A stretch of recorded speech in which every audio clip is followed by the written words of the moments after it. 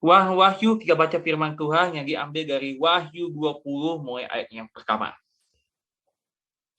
Lalu aku melihat seorang malaikat turun dari sorga, memegang anak kunci jurang maut dan suatu rangkai besar di tangannya. Ia mengangkat naga, si ular tua itu, yaitu iblis dan setan, dan ia mengikatnya 1000 tahun lamanya. Lalu melemparkannya ke dalam jurang maut dan menutup jurang maut itu dan memateraikannya di atasnya, supaya ia jangan lagi menyesatkan bangsa-bangsa sebelum berakhir masa 1000 tahun itu. Kemudian daripada itu, ia akan dilepaskan untuk sedikit waktu lamanya. Lalu aku melihat kakak-kakak dan orang-orang yang duduk di atasnya, kepada mereka diserahkan kuasa untuk menghakimi. Aku juga melihat jiwa-jiwa mereka yang telah dipenggal kepalanya karena kesaksian tentang Yesus dan karena firman Allah, yang tidak menyembah binatang itu dan patungnya, dan yang tidak juga menerima tandanya pada dahi dan tangan mereka. Dan mereka hidup kembali dan memerintah sebagai raja bersama-sama dengan Kristus untuk masa 1000 tahun. Tetapi orang-orang mati yang lain tidak bangkit sebelum berakhir masa yang 1000 tahun itu. Inilah kebangkitan pertama. Berbahagialah dan kuduskanlah ia yang mendapat bagian dalam kebangkitan pertama itu. Kematian yang kedua tidak berkuasa lagi atas mereka. Tetapi mereka akan menjadi imam-imam Allah dan Kristus, dan mereka akan memerintah sebagai raja bersama-sama dengan dia 1000 tahun lamanya. Dan setelah masa 1000 tahun itu berakhir, iblis akan dilepaskan dari penjaranya, dan ia akan pergi menyesatkan bangsa-bangsa pada keempat penjuru bumi, yaitu Gog dan Magog, dan mengumpulkan mereka untuk berperang, dan jumlah mereka sama dengan banyaknya pasir di laut. Maka naiklah mereka ke seluruh daratan bumi, lalu mengepung perkemahan tentara orang-orang kudus dan kota yang dikasihi itu.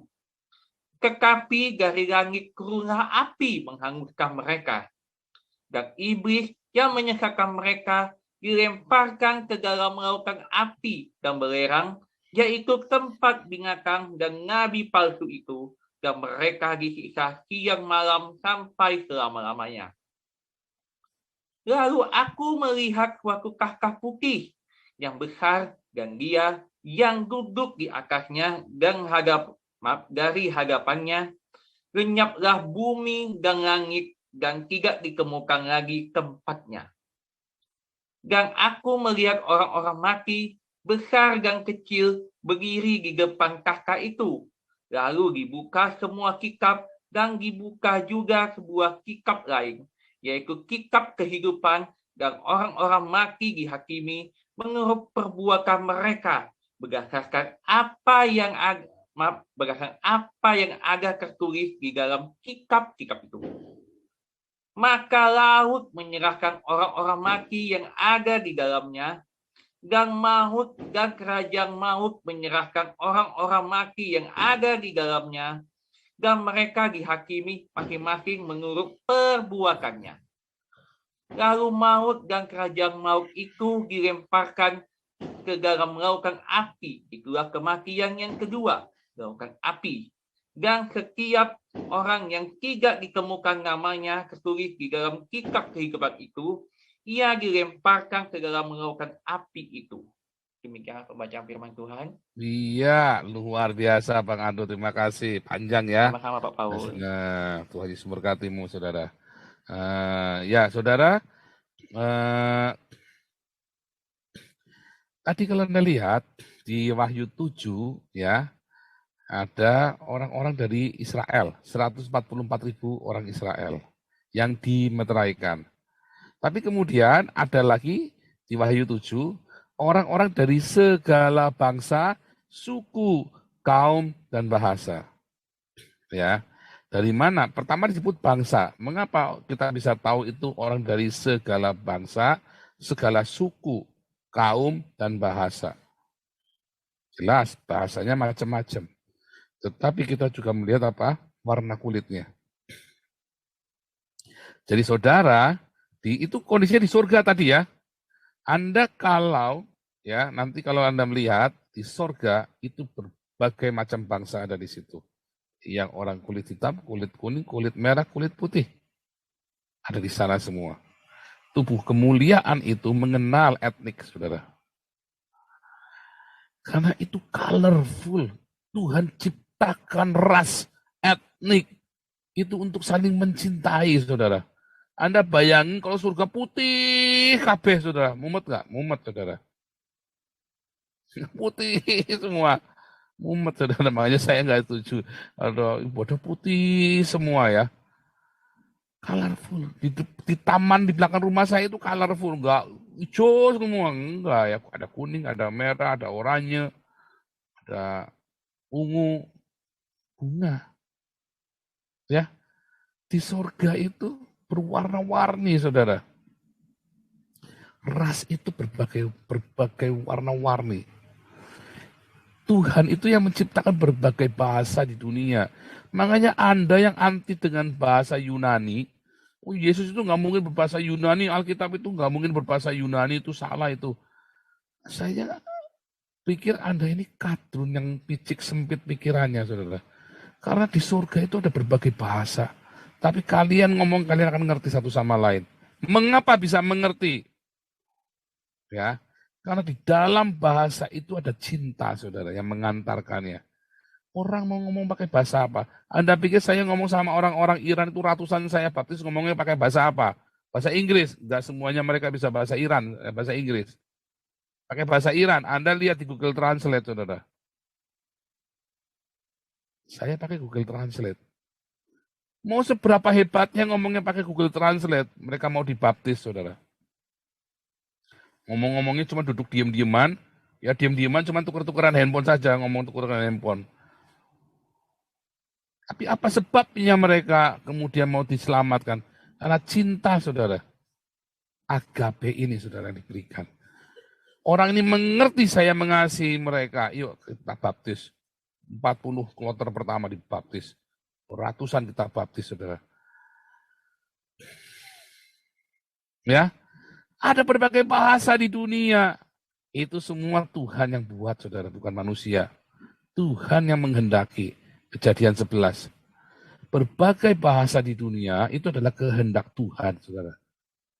Lalu agama, pertama gereja Katolik ya. Bukan gereja Katolik, gereja, karena dulu belum ada Katolik. Katolik itu, kata gereja, organisasi gereja Katolik itu 1986 baru diresmikan. Sebelumnya itu mereka adalah orang Kristen, pengikut Kristus. Ya, Kristen yang Katolik, artinya Kristen yang katholos. Kalau Anda membaca, aku percaya gereja yang kudus dan am. Am itu, ya kata am, dalam pengakuan iman rasulimu itu, ya itu dalam bahasa Yunaninya adalah katholos. Aku percaya gereja yang kudus dan Katolik. Ya. Anda mau terima nggak terima, itu kenyataannya. Ya, jadi Katolik itu bukan organisasi. Baru tahun 1986 itu Katolik menjadi organisasi gereja Katolik, terlepas dari Protestan, Kristen. Karena kalau Kristen lalu diidentikan dengan Protestan. Tetapi mereka semua adalah Kristen, saudara. Sama seperti kita. Kristen yang am. Karena Kristen itu nggak terpecah-pecah. Katolik dengan Protestan itu sama. Ya, kita menggunakan kitab yang sama, kita menyembah Tuhan yang sama. Walaupun kita punya perspektif yang berbeda, nggak masalah. Kita punya Tuhan yang sama, kita punya kitab suci yang sama. Bahkan dengan saksi Yehova. Ya. Bahkan dengan mesianik. Nah, karena di surga itu, ya Anda akan melihat ternyata ada color-nya, saudara. Surga itu penuh warna. Dan apa yang bisa membuat bisa bersatu? Karena cinta. Karena agape. Ya. Nah, orang-orang Islam juga sama ya. Udah pakai bahasa Arab karena di surga pakai bahasa Arab, gundulnya peang. Ya, mungkin bahasa Arab malah nggak ada kali di surga, saudara. Mungkin malah nggak ada. Lalu bahasanya jin. Ya, karena bahasa Arab nggak pernah disebut di dalam, ya nggak pernah disebut-sebut bahasa Arab. Tetapi apapun, saudara, ya bisa jadi bahasa Arab ada, kita nggak ngerti. Pokoknya segala suku, kaum, dan bahasa. Karena Tuhan itu mencintai segala bangsa di dunia ini. Segala etnik, segala ras. Anda mau orang Indian Apache, Anda mau orang Indian, apalagi Anda mau orang Negro, Anda mau orang Papua, Anda mau orang orang Jawa, kayak nggak urusan. Anda mau orang Cina, orang bule, nggak urusan, saudara. Dan Anda bisa saling mencintai. Banyak suami istri yang beda ras, mereka bahagia, saudara. Anaknya cantik. Perkawinan beda ras itu anaknya cantik, saudara. Tetapi mereka harus melalui sebuah konflik budaya dulu. Ya, mereka harus melewati. Ya, karena cara berpikirnya itu sudah beda banget. Ya, mereka mengalami konflik budaya. Enggak masalah. Ya, apakah orang Cina lebih baik daripada orang Jawa? Belum tentu. Apakah orang Jawa lebih baik daripada orang Cina? Belum tentu. Apakah orang Jawa itu, orang Arab itu lebih baik dari orang Jawa? Belum tentu. Itu bukan masalah etniknya, itu adalah cara berpikirnya. Hari ini mungkin ya beberapa kelompok Batak saya anggap lebih hebat daripada orang Jawa, saudara. Harus diakui orang-orang Batak banyak yang lebih berhasil hari ini. Tapi tahukah Anda bahwa orang Batak itu dibantai oleh orang-orang Melayu Padang, ya kan? 600.000, artinya kan orang Melayu Padang dulu lebih baik. Hari ini apakah orang Melayu Padang lebih baik dari orang Batak? Enggak, banyak orang berhasil yang sukses itu adalah orang-orang Batak. Jadi zaman berubah, tradisi berubah. Tidak bisa etnik satu lebih hebat dari etnik lainnya. Enggak ada. Yang ada karena etnik tersebut malas. Bisa. Intinya kan begitu kan. Stereotip orang Bali malas-malas, siapa bilang? Saya dulu punya karyawan orang Bali rajin-rajin. Mereka rajin ke pura sehingga bolos. Nggak kerja. Tapi kalau Anda tahu clue-nya, maka orang Bali itu orang yang sangat rajin. Saudara. Orang Bali itu orang yang sangat rajin sekali ya. Rajinnya itu diekspresikan dalam pura. Oh, mereka kalau sudah di pura, saudara. Wah, itu udah militan itu, saudara. Nah, coba kalau militan itu dibawa ke tempat kerja. Wah, orang-orang Bali ini pinter dan radikal. Masalahnya susah untuk Anda tarik ke sana. Anda harus punya clue-nya. Untuk bisa menarik orang-orang Bali itu keluar dari pura mereka dan komitmen di pekerjaan. Sulit, saudara. Dia harus percaya sama Anda dan harus respect. Dulu waktu saya di Bali, kantor saya di Bali, karena mereka tahu saya Kristen, mereka nggak taruh canang di ruangan saya. Terus saya bilang, kenapa taruh aja? Bapak Kristen. Katanya enggak boleh. Kristen saya enggak kayak Kristennya orang-orang. Boleh taruh saja, enggak apa-apa. Dan mereka nyaman dengan saya. Saya senang dengan wangi dupanya canang itu. Ya, apakah terus saya kesurupan setan? Enggak, saudara, enggak kesurupan setan. Saya malah menangkan banyak jiwa. Ya, enggak, saudara, enggak ada urusannya. Karena setannya saya enggak kayak Tony Daud, setannya edan-edan. Kalau setannya saya selentik minggir, saudara. Setan-setan sama saya tak selentik aja minggir. Enggak perlu dibengok-bengokin kayak Tony Daud. Ya, semua setan semua tak selentik sama saya minggir-minggir, saudara.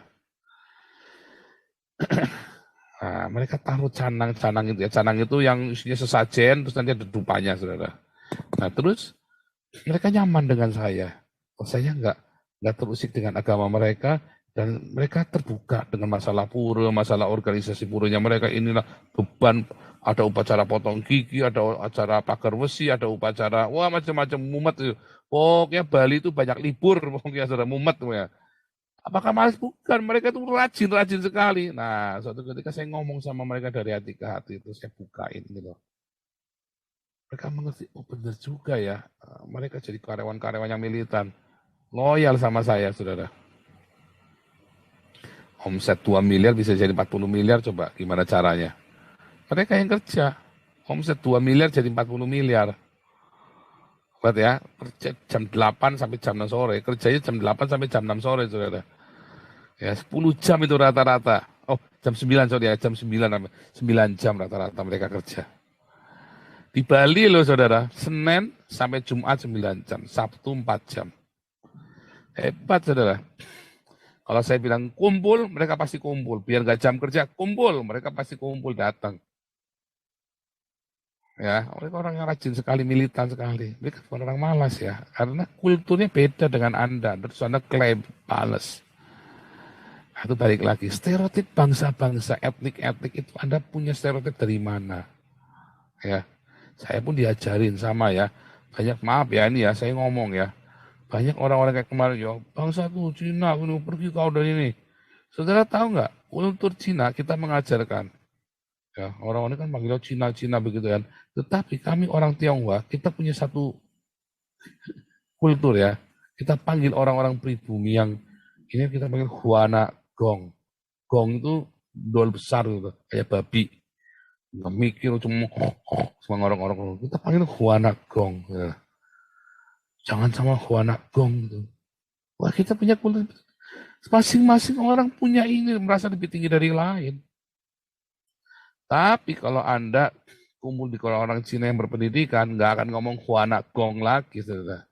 Mereka tahu, tidak semua orang Tionghoa itu lebih baik daripada orang pribumi, tidak semua orang pribumi lebih baik daripada orang Tionghoa. Mereka sadar, sesadar-sadarnya, ternyata itu semua adalah upaya kita sendiri.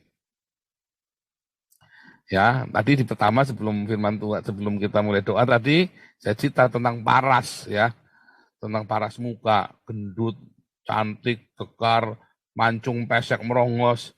Nah, sekarang kita cerita tentang etnik-etnik, saudara. Jadi di surga itu penuh dengan berbagai macam bahasa, makanya Alkitab kita terdiri dari 3 bahasa. Alkitab yang Anda baca, originalnya itu ada 3 bahasa, bahasa Ibrani, bahasa Aram, dan bahasa Yunani. Ya, seluruh perjanjian lama berbahasa Ibrani kecuali ya Ezra 4 sampai 7, Daniel 2 sampai Daniel 7 itu berbahasa Aram. Nah, kemudian semua perjanjian baru kita ditulis dalam bahasa Yunani. Anda mau terima mau enggak itu kenyataannya. Tidak pernah ada bukti bahwa Alkitab original itu ditulis dalam Alkitab perjanjian baru ya. Yang original itu ditulis dalam bahasa Ibrani, nggak pernah ada buktinya. Anda jangan ngarang. Ya, seperti Pak Yakub Sulistyo sama Lukas Sulistyo itu ngarang, saudara. Nggak ada, saudara. Nah, itu ras bahasa. Tapi kalau Anda lihat di dalam Wahyu 20, ya kan, maka ada orang-orang yang dihakimi dan mereka tidak disebutkan ras bahasanya apa. Nggak disebutkan suku bangsanya. Pokoknya mereka tiba-tiba dihakimi lalu dimasukkan ke neraka. Kenapa? Karena mereka nggak dipanggilkan badannya, cuma jiwanya doang. Badannya nggak ada, jadi nggak ketahuan itu orang Negro, orang Cina, apa orang Melanesia, atau orang Jawa, orang Sunda, kagak ngerti. Karena badannya nggak dibangkitkan. Tetapi yang ada di dalam Wahyu 7, itu karena mereka mengenakan di hari kebangkitan itu, ya zaman kerajaan 1000 tahun itu, ya kita mengenakan badan kita sehingga Anda akan mengerti itu orang Negro, ini orang apa, Anda akan ngerti, saudara. Ya, dari badannya, bahasanya, badannya, Anda ngerti. Tapi yang di Wahyu 20, yang dibagikan itu nggak ada badannya sehingga orang-orang berdosa yang akan dihakimi itu nggak jelas suku apa. Tangkap ya. Di mana ada cuma satu suku doang, itulah berarti neraka. Jadi kalau Anda tadi cerita, ya, surga yang macam begitu, itu berarti neraka. Surganya si Tengku Zulkarnain itu neraka itu, saudara. Semua satu bahasa, semua ngomongnya. Mukanya sama semua, mukanya kulitnya merah, semua Anda bayangin itu. Kayak peternakan babi itu kan, penuh merah, semua kumpul semua kan. peterangan babi kan. Ya kan? Tetapi kalau Anda lihat di dalam surganya Kristen, maka ada berbagai macam bahasa suku bangsa, macam-macam bahasanya. Kalau dalam surganya Islam cuma bahasa Arab doang tadi, surga yang tunggu surga lain. Dan di dalam Al-Qur'annya orang Islam tidak pernah ada bukti bahwa di surga mereka berbicara dalam berbagai bahasa. Karena Allahnya itu mewajibkan Anda berbahasa Arab. Mengapa? Karena Allahnya orang Islam nggak pernah kursus bahasa Jerman sampai B2. Atau kursus bahasa Belanda sampai B2. Saya B2, saudara. Ya, walaupun Jermannya hilang. Saya Jerman B1 ya. Bahasa Jerman saya B1. Saya lulus B1. Bahasa Belanda saya B2, saudara. Ya, serem, saudara. Perintah untuk menyatukan semua bahasa dan kulit adalah perintah dari iblis. Ya, yang diberikan kepada Hitler. Kita ini bangsa Arya yang mulia, terus pakai nama agama. Tapi kalau Anda baca dalam biografinya Hitler, ya Hitler itu lebih senang sama orang Islam. Cara berpikir dia itu kayak orang Islam. Ya, dulu pernah kita bahas ya di sini ya. Hitler itu cara berpikirnya macam orang Islam. Makanya Hitler merasa lebih cocok dengan Islam daripada Buddha atau sama Kristen. Karena Buddha sama Kristen Anda stop, nggak boleh terlalu kejam. Perang nggak boleh bunuh sembarangan. Ya, jadi perintah untuk menyetarakan adalah perintah dari iblis, saudara. Ya, perintah untuk menyetarakan satu agama, satu bahasa itu dari iblis. Ya.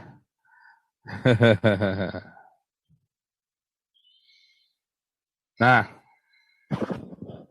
lanjut. Lalu saudara, tadi dikatakan di surga itu nggak ada kawin mengawinkan. Makanya kalau Anda lihat, ya, dikatakan tadi nggak ada rahasia adanya semua manusia dari berbagai bahasa, suku, kaum dan bahasa, nggak urusan laki-laki perempuan, karena di surganya nggak ada kawin mengawinkan. Tapi kalau surganya tentu surga yang tadi, ya wow, gadang-gadang perawan, bekas istri, apa segala macam ditungguin 72 bidadari. Ironik sekali, dan Yesus berkata, kamu sesat. Makanya saya teriak ya, bahwa nabinya si tentu surga ini nabi sesat.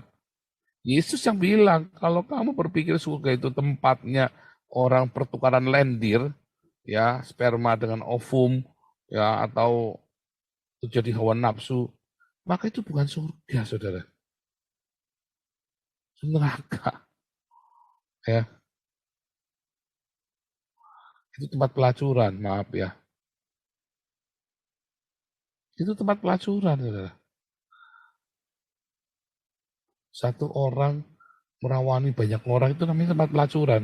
Di tempat pelacuran Anda bisa begitu. Ya. Nah, kemarin ada yang bilang lagi ya, surganya ada kemernya nggak ada alkoholnya. Iya, kan saya bilang, karena kemernya itu alkoholnya sudah terbakar di neraka, menguap semua. Jadi nggak ada kemernya lagi. Itu tandanya bahwa mereka yang minum kemer itu lagi ada di neraka. Alkoholnya terbakar di neraka, saudara. Kan alkohol itu kalau dibakar kan teroksidasi kan. Ya kan? Akhirnya rasanya apa? Hambar. Karena cuma tinggal H2O saja. Ya kan? Alkohol kan COOH. Ya kan? Kemudian teroksidasi, saudara. Ya kan? Maka jadi air hambar, saudara, nggak ada rasanya. Ya, kenikmatannya kan bukan di manisnya, tetapi di mana? Di alkoholnya. Tetapi nggak boleh mabuk, dibilangin tadi ya. Anda boleh minum anggur yang ada alkoholnya, tapi nggak boleh mabuk. Nah,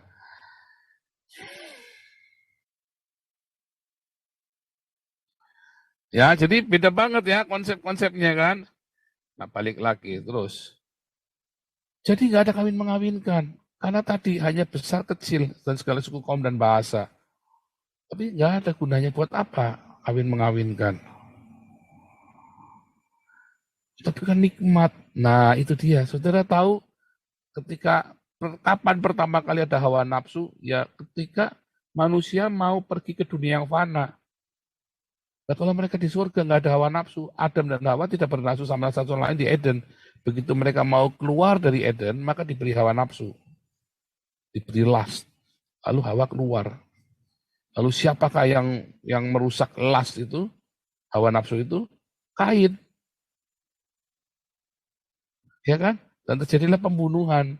Makanya kalau Anda surganya penuh dengan hawa nafsu, penuh dengan seks, disitulah banyak pembunuhan. Siapa yang dibunuh? Umat-umat yang percaya. Artinya apa? Itu adalah neraka. Itulah kematian yang kedua, saudara. Kematian pertama jasmani, kematian yang kedua jiwamu. Ya, artinya surga itu ya nggak ada seksnya, nggak ada kemer-kemernya, nggak ada. Itu bohong semua. Jangan mau di framing. Kita dibodohi ya selama ini. Nah, lalu apakah surganya ada rumah-rumahnya? Orang Kristen nggak ada juga, saudara. Karena dikatakan dalam rumah Bapakku banyak tempat, itu rumahnya Bapak, bukannya di dalamnya ada rumah-rumah lagi, bukan. Tapi banyak tempat itu di hati Bapakku, karena kita nggak ada hujan, tidak ada kedinginan atau kepanasan, nggak ada. Ya, Anda tidak perlu rumah buat naungan, karena itulah rumah yang besar. Langit, bumi ini adalah rumah yang besar. Anda tidak perlu sebuah rumah lagi. Karena Anda nggak kena panas. Anda nggak akan kena hujan.